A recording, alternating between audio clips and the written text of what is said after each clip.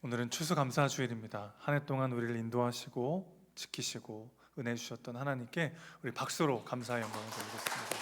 감사합니다. 여러분, 지난 1년 돌아보시면 어떤 생각들이 드십니까? 진짜 감사할 일들이 정말 많죠, 그렇죠? 그 모든 것이 하나님의 은혜고 감사였습니다. 고백할 수밖에 없도록 하나님 우리에게 많은 은혜를 주셨는데, 그런데 솔직히 말하면 감사의 제목들도 많지만 여전히 염려와 근심과 걱정의 일들도 많이 남아 있는 것이 사실이기도 하죠. 우리 삶을 돌아보면 어떻게 보면 감사하지만 또 어떻게 보면 너무 걱정과 근심과 염려로 가득할 수밖에 없는 그런 삶을 살아갈 때가 많다는 것을 고백할 수밖에 없을 것 같아요. 그래서 시편을 보면 시편은 참 독특한 성경이에요. 성경에 총 66권의 각 권의 성경책이 있지만 시편은 굉장히 독특한 성경이기도 한데, 시편을 보면요, 수많은 감사의 찬양들이 이 안에 담겨 있습니다. 여호와를 찬양하라, 그의 선하심과 인자하심이 영원함이로다. 나를 지키시고 인도하신 하나님을 향한 감사와 찬양의 고백으로 시편이 가득 차 있기도 해요. 그런데 동시에 시편을 보면 원망과 절규와 탄식의 노래들로 가득하기도 합니다. 마치 우리네 인생 같아요.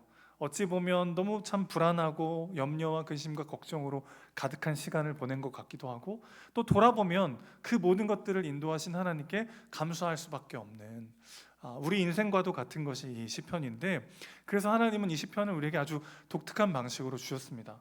다른 모든 성경은 하나님께서 사도나 선지자들에게 주신 말씀을 우리에게 성경으로 전해지는 방식으로 그렇게 기록이 됐다면, 시편은 아주 독특한 것이 인간이 하나님께 드린 기도를 하나님이 받으셨다가 우리에게 다시 성경으로 주신 그런 방법이죠.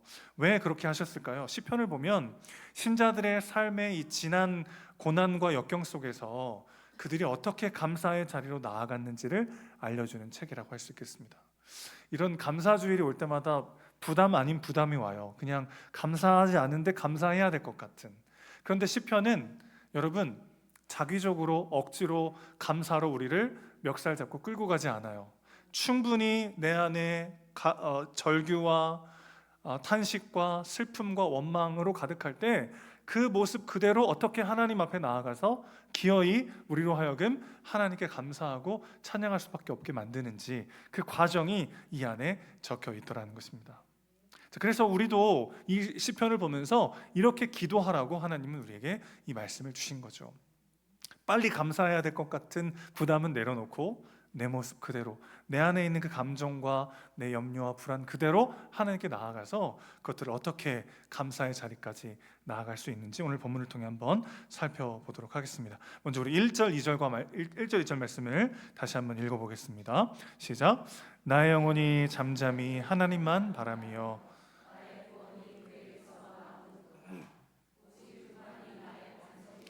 나의 구원이시요 나의 요새이시니 내가 크게 흔들리지 아니하리로다. 아멘.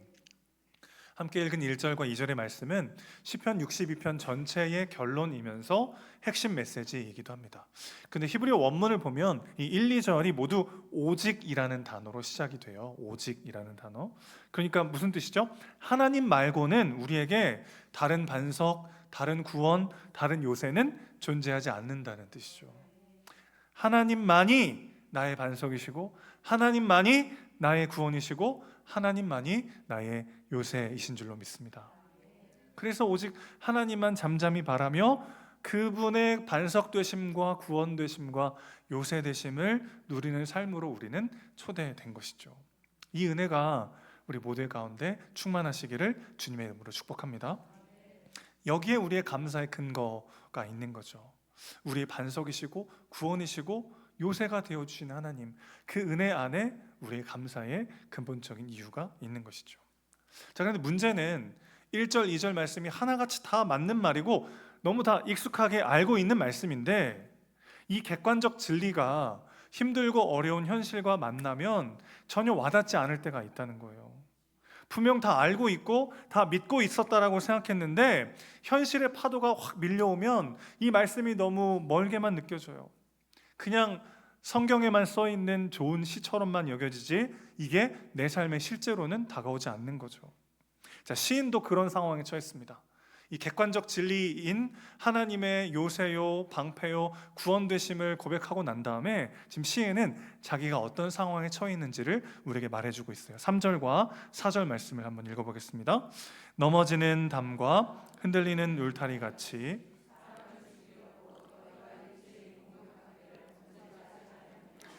그들이 그를 그의 높은 자리에서 떨어뜨리기만 꾀하고 거짓을 즐겨하니 입으로는 축복이요 속으로는 저주로다. 자, 나의 구원이시고 반석이시고 요새이신 하나님, 내 영혼이 오직 그분만을 바라보겠다, 이렇게 고백하고 난 다음에 현실에 맞닿았어요. 어떤 현실입니까? 넘어지는 담과 흔들리는 울타리 같이 막 나를 죽이려고 공격하는 사람들이 둘러싸여 있어요. 그들은 겉으로는 나를 축복하지만 속으로는 나를 저주하는 사람들입니다. 여러분, 시편 62편은 다윗의 시입니다. 다윗이 지금 자신을 높은 자리에서 떨어뜨리려고 하는 사람들에게 공격받고 있다고 호소하고 있어요. 아마 다윗이 왕위에 오른 다음에 흔들리는 담과 같은 위기에 빠졌는데 그때 아마 이 시를 쓴 것 같아요. 다윗은 지금 앞에서는 막 다윗을 위하는 척하지만 속으로는 그를 미워하고 저주하는 사람들에게 둘러싸여 있습니다. 여러분, 믿었던 사람에게 배신당하고 나에게 상처 주고 나를 무너뜨리려고 하는 사람들에게 둘러싸여 있을 때 우리 얼마나 큰 배신감과 절망을 경험하곤 합니까? 한 가족이라고 생각했고 한 팀이라고 생각했던 사람에게서 모진 상처와 비난과 배신과 모욕을 당할 때 우리는 지금까지 내가 무엇을 위해서 이렇게 열심히 달려왔는지 막 허망함에 빠지기도 하는 거죠. 이런 상황에서 1절, 2절을 어떻게 이해할 수 있겠어요? 이런 상황에서 1, 2절이 어떻게 다가오겠습니까? 나의 영혼이 잠잠히 하나님만 바라며 하나님이 나의 요새시고 구원이시다, 그 말씀이 너무 멀게 느껴지는 거죠. 그래서 하나님께서 우리에게 말씀만을 주시는 것이 아니라 그 말씀이 우리의 현실과 만나 진짜 나의 말씀이 되는 과정을 함께 하신다는 것을 우리가 기억해야 합니다. 여러분, 말씀과 나의 현실이 만날 때 진짜 내가 믿는 것이 무엇인지가 드러나게 되어 있어요. 삶이 되려면 말씀이 내 존재와 삶을 통과해야 합니다. 그냥 머리로만 알고 그냥 익숙하기만 하면 그것은 온전히 내 것이 될 수 없어요. 저는 청년부 때 학교 집 교회만 하는 전형적인 교회 오빠였습니다. 굉장히 저만의 의에 빠져가지고요, 굉장히 율법주의적인 삶을 살았어요. 그래가지고 저는 유행가도 한 번도 안 듣고 오직 찬양만 듣는 그런 청년이었는데, 그래서 동료 지체 중에 막 그 가요를 듣거나 그러면 막 정지했어요. 가요 들을 시간이 없어, 지금 찬양 들을 시간도 없는데 막 정지하곤 했어요. 근데 제가 사귀던 여자친구랑 헤어지고 나니까 세상 모든 노래가 다 내 얘기 같은 거예요. 어떻게 내 얘기를 알고 이런 가사를 썼지, 막 그런 거 있죠. 여러분, 우리가 알고 있는 게 내 것이 아니더라고요.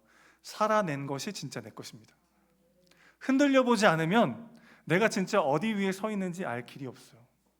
크게 요동쳐 보지 않으면 내가 어떤 요새 안에 살고 있었는지 깨달을 수가 없습니다. 그래서 하나님은 그 말씀이 내 머리에만 남아있지 않고 내 가슴에 닿도록 우리의 삶 전부를 사용하셔서 삶이 되게 하시는 것이죠. 우리 삶의 고난의 의미를 우리가 어떻게 다 알겠어요? 하나님은 왜 하필 지금 이런 상황을 나에게 허락하셨을까? 우리가 다 알 수가 없습니다. 그러나 오늘 본문이 우리에게 알려주는 중요한 의미가 하나 있어요.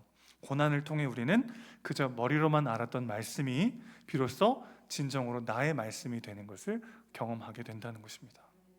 1절과 2절이 시인의 삶과 그의 존재를 통과한 결과가 5절과 6절이에요. 우리 5, 6절 말씀 같이 한번 읽어보겠습니다. 나의 영혼아 잠잠히 하나님만 바라라. 무릇 나의 소망이 그로부터 나오는도다. 나의 요새이시니 내가 흔들리지 아니하리로다. 아멘. 여러분, 1, 2절과 5, 6절의 차이가 느껴지세요? 언뜻 보면 그냥 똑같은 말 반복하는 것 같지 않으세요? 그런데 자세히 살펴보면 1, 2절이 평서문이라면 5, 6절은 명령문으로 되어 있습니다. 나의 영혼아, 즉 내가 나에게 자신에게 하나님의 하나님 되심을 지금 선포하고 있어요. 그냥 머리로만 알았던 하나님의 하나님 되심이 지난했던 나의 고난의 시간을 겪고 나니까 내 삶이 되고 내 안에 나의 말씀으로 진리가 되어 새겨졌다는 것이죠. 그리고 그것을 나 스스로에게 한 번 더 선포하고 있어요. 여러분, 나 스스로에게 선포하는 나의 복음이 필요합니다. 남에게 말하듯이 자기 자신에게 선포하고 새겨 넣는 말씀이 너무나 필요하다는 거예요. 내 문제, 내 결핍, 내 상처에만 빠져 있으면 길이 잘 보이지 않습니다. 그런데 내 문제에 집중하지 않고 그 가운데 오셔서 나에게 말씀하시는 그 하나님의 말씀을 내 안에 새겨 넣을 때 우리는 그 모든 것들을 통해 일하시는 하나님을 경험하게 되는 것이죠. 왜 우리 안에 끊임없이 나의 복음을 선포해야 될까요? 그것을 하지 않으면 그 공간이 그냥 진공 상태로 남아있지 않고 세상이 나에게 하는 말로 가득 차게 됩니다. 그리고 내 안에 나의 자기중심적인 전제와 공식들과 나만의 신념들이 발생시키는 또 다른 거짓된 메시지들로 그 안이 가득 차게 되는 거죠. 그래서 매일매일 하나님 나에게 주시는 그 말씀을 나 스스로에게 선포하는 시간이 꼭 필요하다는 거예요. 여러분, 우리가 몸을 매일 씻잖아요. 몸을 매일 씻듯이 우리의 영혼을 씻는 데에도 우리의 귀를, 관심을 기울여야 합니다. 몸은 매일 씻는데 우리의 영혼을 매일 씻을 생각을 하지 않을 때가 있어요. 누가 나를 위로해 줄 때까지 기다리지 마십시오. 나에게 선포하는 나의 복음이 있어야 오늘 매일매일 다시 일어나 주님을 따를 수가 있게 되는 것이죠. 5절에 소망이라고 번역된 단어는 끈, 줄 이런 뜻이에요. 그러니까 지금 다윗은 뭐라고 고백하고 있냐면 나의 소망은, 나의 줄은 오직 하늘에서부터 온다. 그건 썩은 동아줄이 아니에요. 그건 확실한 생명의 줄이에요. 나를 붙잡고 있고 내 영혼을 지키시는 나의 유일한 생명이요 나의 끈은 오직 하나님께 있다는 것을 스스로에게 선포하고 있는 거죠. 그러면서 6절 보시면 오직 그분만이 나의 반석이시고 구원이시고 요새시라고 반복하여 선언하고 있습니다. 이게 무슨 새로운 말씀이 아니잖아요. 전혀 보도 듣도 못한 놀라운 새로운 말씀이 아니에요. 너무나 잘 알고 있었고 너무나 익숙한 말씀이에요. 그것을 다시 한번 나의 불안과 나의 염려와 나의 걱정 속에 다시 한번 선포하는 거죠. 내가 나에게 선포하는 복음이 나의 삶을 통과하여 알미 삶이 되어 우리의 삶을 회복시키기 때문에 오늘 우리에게 그 말씀이 필요한 것이죠. 그렇게 다시 한번 말씀을 내 안에 선포하고 나자 시인이 깨닫게 되는 새로운 복음이 있어요. 7절 말씀을 한번 읽어주십시오. 나의 구원과 영광이 하나님께 있으며 내 힘의 반석과 피난처도 하나님께 있도다. 여러분, 하나님께서 내게 주시는 말씀을 내 안에 선포하고 그때 깨닫게 되는 말씀은 막 한 번도 보지 못한 새로운 말씀이 아니에요. 이미 알고 있는 말씀이에요. 그런데 그 말씀이 새롭게 다가오기 시작하는 거예요. 지금 다윗은 나의 구원과 영광이 오직 어디 있다는 거예요? 하나님께 있다는 거예요. 내 힘과 내 반석과 내 피난처는 오직 하나님이시라는 것을 그가 새롭게 깨닫기 시작합니다. 왜 새롭게 깨닫기 시작했을까요? 그는 왕이에요, 왕. 그의 권력은 강력한 군사력과 그를 따르는 신하들에게 있었다고 그는 착각했어요. 그런데 그 신하들 중에 자꾸 다윗을 뒤흔들고 다윗을 비방하고 어떻게 해서든 다윗을 무너뜨리려는 사람들이 막 생겨나기 시작했어요.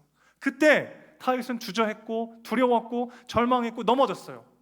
그때 내 안에 복음을 선포하기 시작했을 때 나의 구원과 영광이, 나의 힘과 나의 피난처가 하나님께 있구나, 이 뻔한 말씀이 그의 마음에 새겨지기 시작하는 것이죠. 이 단순한 진리가 위기 속에 상처받고 절망했던 다윗을 다시 일어나게 했더라는 것입니다. 내 구원, 내 영광, 내 힘과 피난처, 내 삶의 소망이 오직 하나님께 있구나, 새롭게 깨닫기 시작했다는 거예요. 여러분, 그래서 돌아보면 우리가 흔들리고 넘어지고 두려워하고 절망하는 이유가 뭡니까? 우리의 소망이 하나님 아니라 다른 것에 있기 때문 아니겠어요? 나한테 너무 중요하고 꼭 이루어져야 되는 나의 소망과 의미를 담은 무언가가 뒤흔들릴 때 우리의 존재도 다시 흔들리는 거 아니겠습니까? 그것을 근본적으로 회복하는 방법은 그 소망을 뽑아다가 다시 하나님께 두는 것이죠. 내 힘과 소망이, 나의 피난처와 나의 구원과 영광이 오직 하나님 안에 있구나, 그것을 다윗은 다시 한번 깨닫게 된 것이죠. 그래서 다윗이 새롭게 결단하는 것이 있습니다. 그것이 8절 말씀이에요. 한번 읽어주십시오. 백성들아 시시로 그를 의지하고 그의 앞에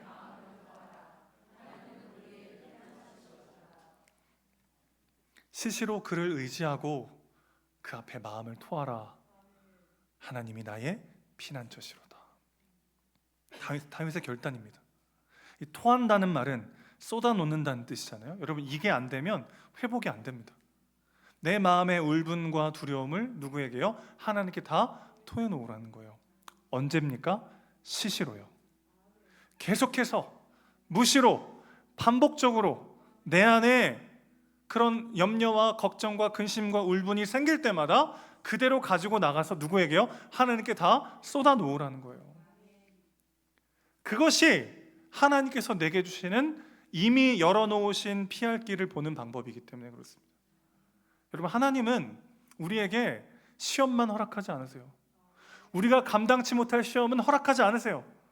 시험 중에는 반드시 피할 길을 내시는 분이세요. 중요한 건 우리가 그게 보이지 않는다는 거예요. 내 근심과 걱정과 나만의 계획과 생각에 빠져 있으면 하나님이 이미 내어놓으신 그 생명의 길이 보이지가 않더라는 것입니다. 언제 보입니까? 내 마음을 하나님께 다 토해놓고 나면 그때서야 보인다는 거죠. 울분과 분노가 생겼을 때 그것을 사람에게 쏟으면 어떻게 돼요? 또 다른 폭력이 되고 또 다른 상처와 갈등을 불러일으킬 수 있죠. 그럼 제3자에게 쏟으면 어떻습니까? 뒷담화와 비방만 되는 거죠. 쏟아놓지 않고 내 안에만 쌓아놓으면 어떻게 돼요? 그럼 내가 죽어요, 내가. 그것을 하나님께 쏟아놓으면 어떻게 됩니까? 그것이 여러분의 시편이 되는 거죠. 그것이 하나님께서 이미 열어놓으신 그 생명의 길을 보게 하는 또 다른 등대가 되는 것이죠. 그래서 지금 다윗은 그렇게 결단하고 있는 거예요. 혼자 결단할 뿐만 아니라 백성 모두에게 권면하고 있어요. 너의 마음을 시시로 하나님 앞에 토해놓으라. 그분이 우리의 피난처시다. 하나님 앞에서 우린 너무 고상해요, 여러분.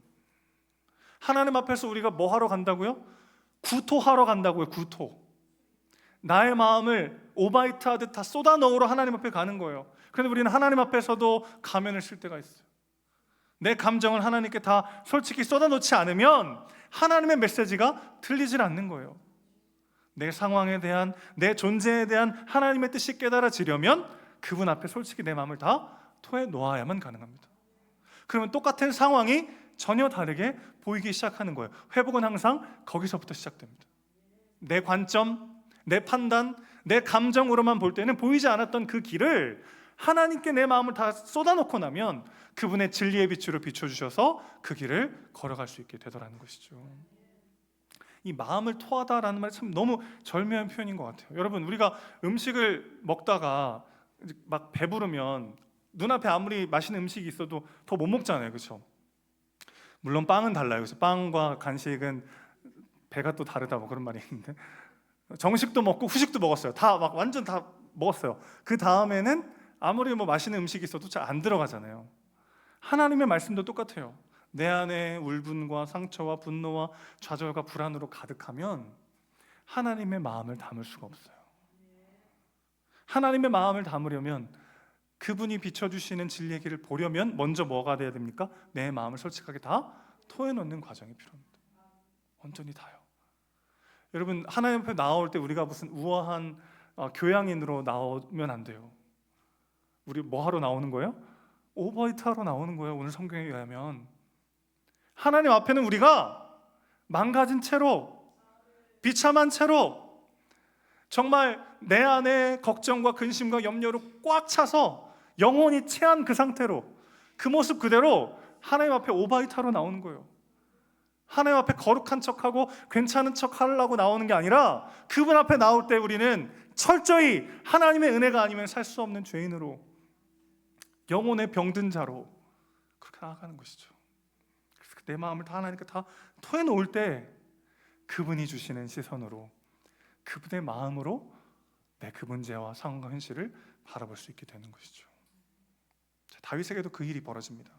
하나님 앞에 막 내 마음을 다 막 토해놓고 났더니 상황은 전혀 변한 게 없어요. 똑같아요. 그런데 그 상황을 다윗이 전혀 다른 눈으로 보기 시작해요. 9절 말씀을 읽어주십시오. 시작. 아 슬프도다 사람은 입김이며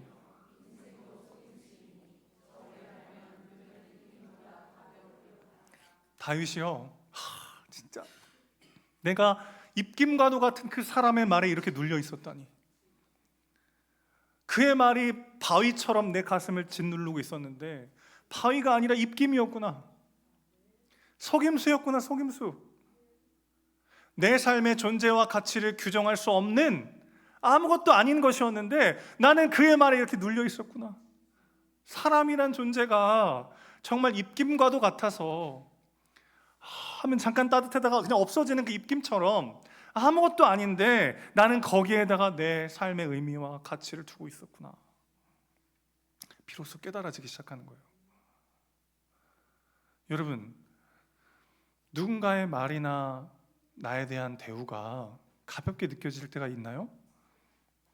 특별히 내가 중요하게 생각하는 어떤 영역을요, 나의 시간과 물질과 마음과 열심히 담긴 무언가를 누군가가 막 함부로 말할 때 그걸 어떻게 가볍게 듣습니까?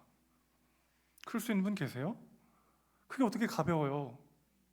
그럴 때 내 안에 그 울분과 아픔을 그대로 가지고 하나님께 다 토해 놓으면 비로소 가벼워지기 시작한다는 거예요. 그의 말과 그의 행동이 내 삶을 규정할 수 없다는 것을 하나님이 직접 설득시켜 나가신다는 것이죠. 나를 비난하는 그 사람의 말과 행동이 너무 크게 느껴졌는데 그것이 정말 입김과도 같은 아무것도 아닌 것임을 알게 하시는 분은 우리 하나님이신 줄로 믿습니다. 뭔가 막 있는 것 같은데 실상은 아무것도 아닌 우리의 존재와 삶을 규정하는 유일한 분은 우리 하나님 한 분이신 줄로 믿습니다. 사람의 말이 얼마나 참 허망합니까? 사람의 태도와 행동이 얼마나 참 자기중심적입니까? 거기에 우리가 흔들리기에는 하나님이 우리를 보시는 은혜와 사랑의 손길이, 그 눈길이 너무나 진하고 너무나 선명한 것이죠.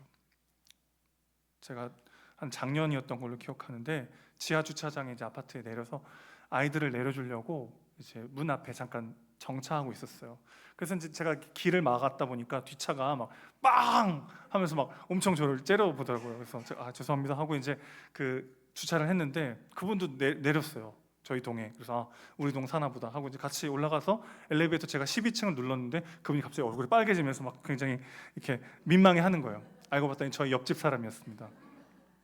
제가 12층을 누르자마자 이전까지는 길막하는 저 이기적인 인간이라는 생각으로 저를 막 바라봤던 그 사람이 막 너무 민망해하고 미안해하는 거 있죠. 사람의 말과 행동이 이렇죠. 지극히 자기 중심적이어서 그 사람의 말과 행동은 내 존재를 규정할 수 없어요. 정말 입김과도 같아요. 근데 거기에 우리는 막 존재가 이렇게 뒤에 흔들릴 때가 있어요. 어떻게 해야 됩니까? 흔들리지 말아야지, 신경 쓰지 말아야지, 결단하면 되나요? 아니요. 그대로 가지고 하나님께 토해놓으셔야 합니다. 주님, 저 또 마음이 너무 아파요. 그 사람의 말과 행동이 내 가슴을 바위처럼 짓눌러요. 주님이 도와주시지 않으면 소망이 없어요. 하나님 앞에 다 토해놓는 거예요. 그럴 때 우리의 존재 전부가 하나님 안에 있음을 그분께서 직접 설득시키실 것입니다. 하나님 보시는 내가 진짜 나라는 것을, 우리의 존재와 삶을 규정할 수 있는 유일한 분은 하나님 한 분이시라는 것을 그분이 친히 우리에게 설득시키실 것입니다. 사람은 입김이며 인생도 속임수니 저 오래 달면 그들은 입김보다 가벼우리라 반복적으로 내 안에 선포하는 거죠. 또 한 가지 속지 말아야 될 것이 있어요. 그것이 10절 말씀입니다. 함께 읽습니다. 포악을 의지하지 말며 탈취한 것으로 허망하여지지 말며 재물이 늘어도 거기에 마음을 두지 말지어다. 포악이라고 하는 것은 물리적인 폭력을 뜻하는 게 아니고 돈 버는 것과 관련된 폭력을 뜻합니다. 무슨 말이냐면 어떤 힘과 능력을 동원해 가지고 수단과 방법을 가리지 않고 재물을 모으려는 시도를 뜻하는 표현이에요. 그러니까 이런 말이죠. 세상적 방법으로 모은 재물을 의지하지 말고 마음을 거기에 두지 말라는 명령인 거죠. 거기에 내 존재의 근본을, 뿌리를 두지 말라는 표현인 것이죠. 자, 정리해보면 이거예요. 하나님을 의지하지 못하게 만드는 두 가지가 있어요. 첫 번째는 입김과도 같은 타인의 말과 행동에 지나치게 큰 의미를 부여하는 것이고, 또 한 가지는 재물을 의지하여 내 삶을 지키고 보장하려는 태도. 이런 삶은 안전하기는커녕 무시로 흔들리고 넘어지며 두려움에 빠질 수밖에 없게 된다는 것을 다윗이 지금 깨닫고 있는 거죠. 그래서 이 모든 흔들림과 두려움의 위기를 이겨낼 수 있는 본질적인 비결이 무엇인지를 그는 마침내 깨닫고 선포합니다. 그것이 11절입니다. 함께 읽습니다. 하나님이 한두 번 하신 말씀을 내가 들었나니 권능은 하나님께 속하였다 하셨도다. 아멘.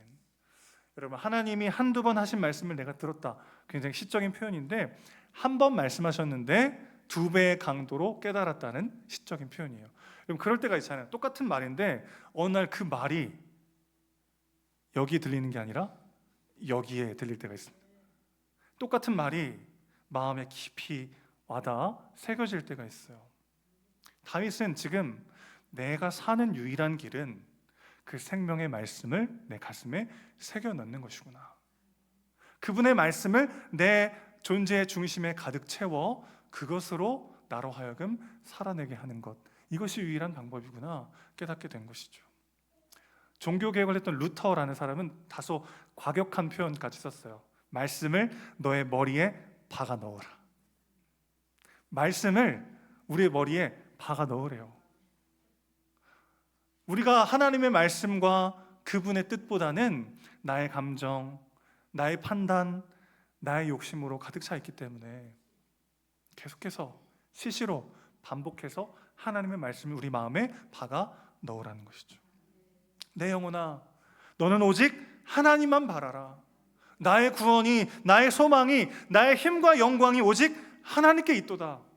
반복하여 선포하고 내 가슴에 새겨 넣을 때 오늘 문제와 현실과 어려움 가운데 동행하시고 그 모든 것들을 사용하셔서 우리와 함께 하시는 하나님의 일하심을 우리가 경험하게 될 줄로 믿습니다. 다윗이 고백한 것처럼요, 권능은 하나님께 속해 있는 것이죠. 하나님은 전능하십니다. 그분은 강하십니다.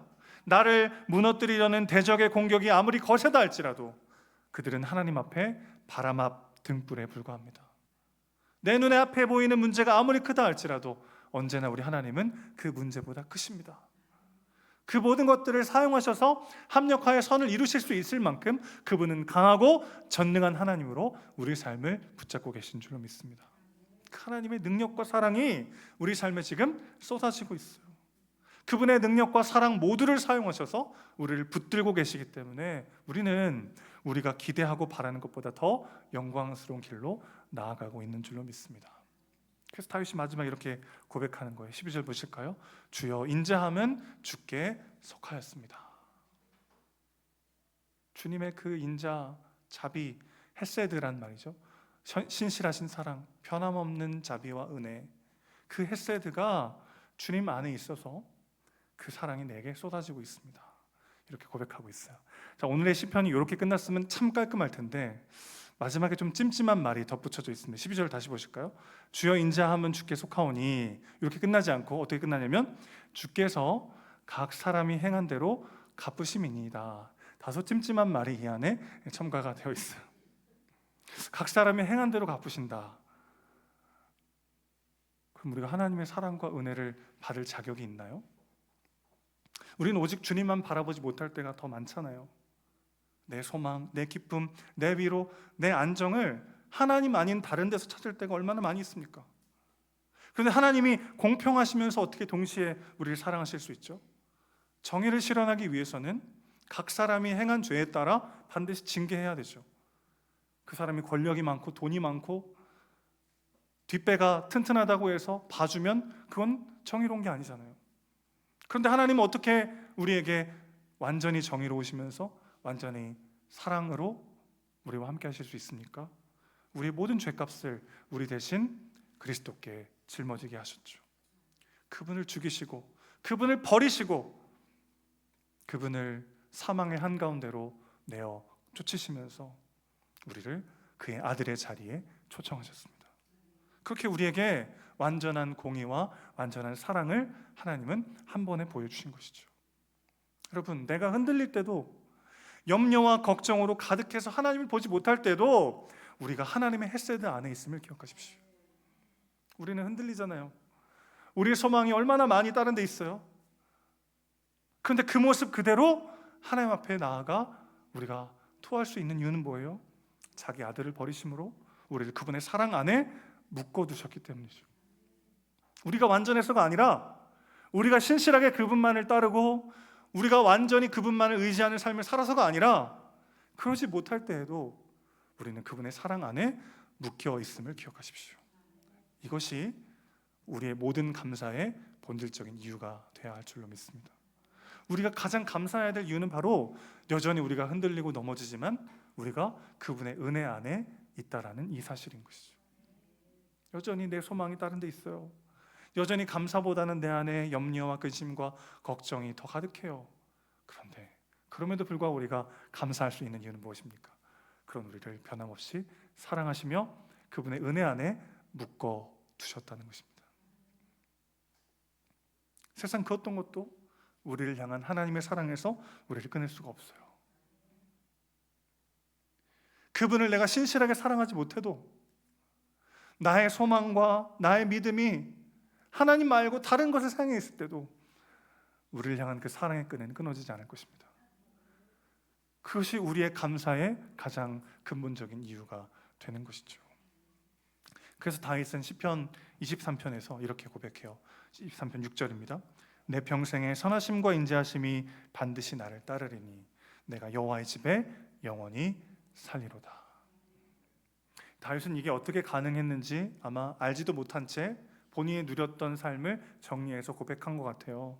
내가 어딜 가든지 내 평생에 하나님의 헤세드가, 그분의 선하심과 인자하심이 나를 따르리, 나를 추격해 왔다는 거예요. 내가 여길 가도 하나님의 은혜요, 저길 가도 하나님의 자비가 쏟아져 나를 그분의 사랑 안에 묶어놨다는 거예요. 그래서 내가 평생 여호와의 집에 살게 되었다는 겁니다. 그리스도께서 자신의 자리를 우리에게 내어주심으로 끊을 수 없는 사랑으로 우리가 묶여 있어요. 그분 안에. 여기에 우리의 감사의 본질적인 이유가 있습니다.